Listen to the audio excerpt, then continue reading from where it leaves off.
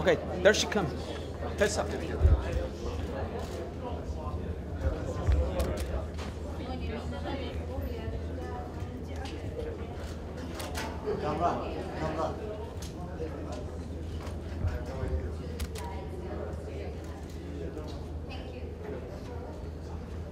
ممتاز. لا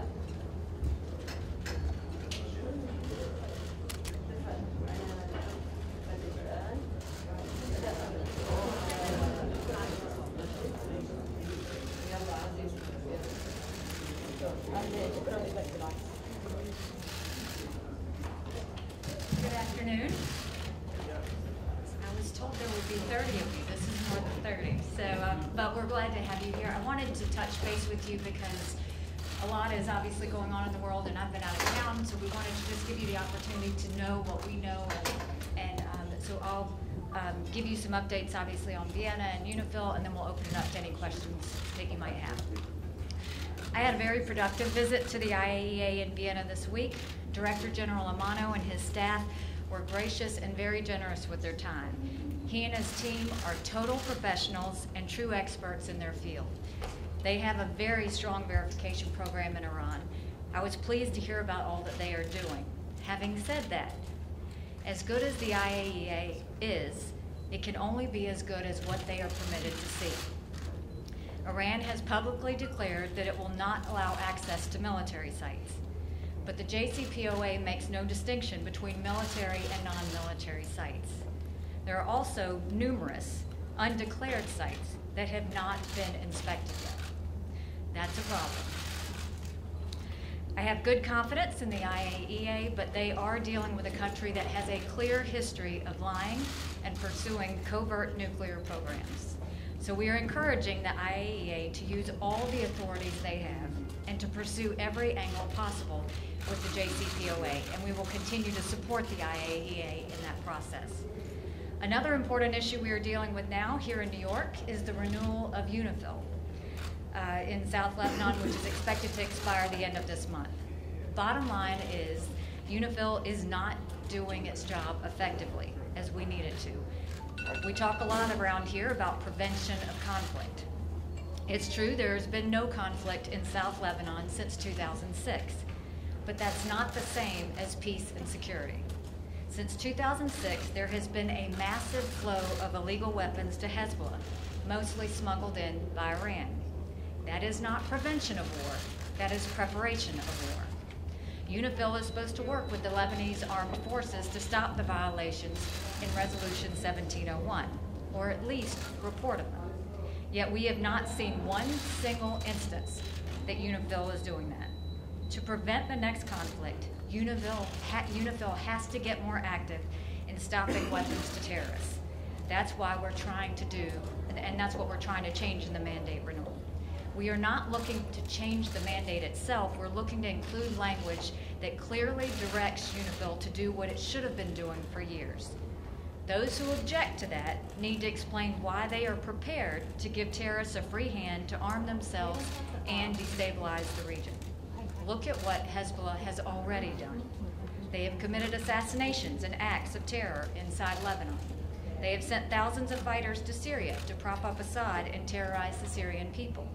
They openly threaten Israel. They are an Iranian proxy. Hezbollah is a terrorist organization that is very destabilizing to the region. It's time the Security Council puts teeth in the UNIFIL operation. Now, I know our friends in France have concerns. We are thankful, and they do have many troops in UNIFIL, and there's a long history that they've had with Lebanon. We respect that. We've been in discussions with France for weeks, and we'll continue those discussions as we get to the mandate before it expires. But while I do appreciate the French perspective, what I find totally baffling is the view of the UNIFIL commander, General Barry. He seems to be the only person in South Lebanon who is blind to what Hezbollah is doing. General Barry says there are no Hezbollah weapons. That's an embarrassing lack of understanding on what's going on around him. You don't need to see the numerous intelligence reports that document that Hezbollah arms build up, that the Hezbollah arms build up to know that it's there. Hezbollah openly brags about their weapons. They parade them before TV cameras. Secretary General's reports have confirmed this. For the UNIFIL commander to deny has any proof shows that we need to have changes in UNIFIL. And so with that, I will open it up to any questions that you have. Thank you, Ambassador. Margaret Bashir from Voice of America.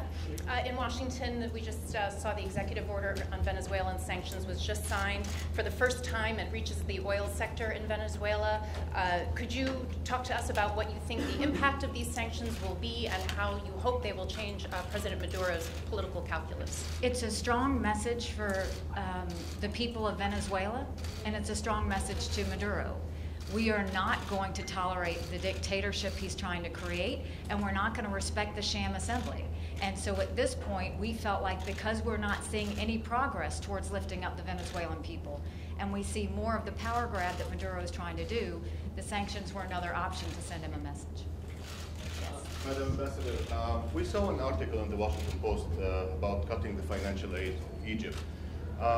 Do you have any concerns about the relation between Egypt and North Korea? And did you cut that financial aid because of this, the relation with North Korea, or because of the situation of democracy and human rights? So we have a good relationship with Egypt, and it's one that the United States wants to continue to hold. I think what you're referring to is the money that was pulled back due to the vote that they had on the NGOs. You know, we have always said that we needed to have the NGOs have the right to be involved, to act, and to be a part of that. And so we've expressed our concerns to Egypt. They didn't correct that, and so this was a reaction to that. And the relation with North Korea? Do you have any concerns about that? I mean, I think we've said all we need to say about North Korea in terms of the fact that we're obviously watching what is happening there. We're waiting to see, you know, if they're ready to actually destabilize or denuclearize what they have, and then talks can take place. But we're, you know, I think we're still watching and waiting. Yes. Madam Ambassador,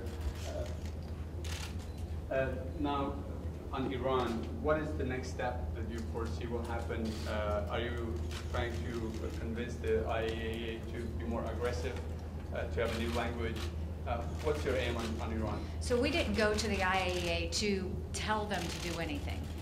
I went to the IAEA to ask questions. What have you looked at? What else have you not looked at? Have you had any issues? So it was more just to find out what the status of the situation is, and also to support them, to make sure they had the resources to be able to do the job. This is a huge job that's been put on the IAEA, and while they have amazing experts, we wanted to make sure they have enough of them, and they have enough of the equipment that they need. So it really was a fact-finding mission, and I will go to DC on Monday and report that back to all the things that we found out from them. Yes. Hi, Rosalind Jordan with Al Jazeera English. Good to see you. Nice to see you. On Yemen, despite the Saudi ambassador's reassurances this week that the coalition is trying to avoid targeting civilians in their fight against the Houthi rebels, at least 55 civilians have been killed just in the last 3 days because of coalition airstrikes. Obviously, the Saudi coalition is under a lot of pressure to do better. Will the U.S. put more pressure on the Saudi coalition to be more careful in carrying out these airstrikes? And is the U.S. promising to not lobby the UN as it's preparing its report on children and armed conflict?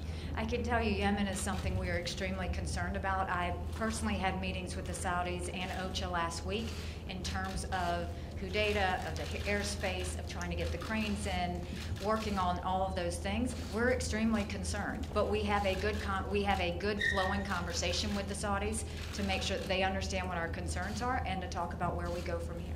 On Lebanon. Today, new report by the IAEA about the annual report saying that North Korea is stepping up its nuclear reactor. Do you have any additional comment on that report that was just published today? It's a concern, and it shows that North Korea hasn't backed down. They haven't stopped what they're doing, and it is the reason why we continue to have our guard up when it comes to North Korea. Michael Sharp in the report on DRC, the Board of Inquiry report came out and basically said that the UN had done no wrong and seemed to be asking the DRC to investigate. What does the US want to have done about the death of the two experts, Zeta Catalan and Michael Sharp? We've asked the Secretary General for an independent investigation. The last thing we need to do is leave it up to the DRC to do the investigation. And so we strongly believe, not just for those two who served and sacrificed, but for their families and for the UN community, to understand exactly what happened and make sure we get down to the bottom of it. So we are working with Sweden. We're going to continue to push. We're going to continue to fight for an independent investigation. Ambassador, thank you. Just some quickies. Timing is everything. The Venezuelan foreign minister's in the building. Have they asked to meet? Would you? Should the U.S. grant a visa to President Maduro if he wants to come for the General Assembly? And which president will show up at the General Assembly? President Trump with a teleprompter or without? What would you prefer? Oh, see, you like killed it with the last question. You get that, right? Okay, first of all, no, we have not been asked to meet with the Venezuelan foreign minister. The second thing was, I don't know about that with Maduro, so that's, I haven't heard anything about that. And I think you're going to have President Trump show up at the General Assembly. And I think you're going to have the president who did the bombing on Syria from the chemical weapons, the one that has gone against ISIS in both Syria and Iraq at record pace. I think the one that has made a very strong, smart change to Afghanistan to show that we mean business. That's the President Trump you're going to see, and that's the President Trump that we're going to continue to hear when it comes to these policy issues. On Hezbollah, are you happy with the current French draft resolution on the renewal of UNIFIL? And do you want to insert the language as forceful to address the daily Israeli violations? I know you are very much adamant against Iran and Hezbollah, but you're not talking at all about the Israeli violations to the Lebanese sovereignty daily. Can you address that, please? So what I can tell you is with UNIFIL, we are very concerned. I'm concerned because I was there. I was on the border. I saw it. You know, when you look at Israel, they are looking at thousands of rockets looking back at them. There's a serious problem when you have Hezbollah, who has been bragging about their weapons in front of the TVs, have continued to be smuggling arms into Syria. We've seen everything they do with Iran. It's a real concern. And our goal with the UN is always peace and security. And we always talk about prevention. Watching what Hezbollah is doing in South Lebanon is not prevention. It is preparation for war. It's a matter of time. And we need to step up now. And I can't imagine anyone wanting to do a technical rollover of UNIFIL when they know that we are seeing a lot of violations taking place and we don't need to be giving terrorists a pass. Matter of time for what? U.S. Ambassador Alejandro Rincon with Penti and 24. Following up on the sanctions against Venezuela, I wonder if the U.S. government will also meet these new economic sanctions with renewed swift action on the diplomatic level to meet what we just saw today from the U.S. government.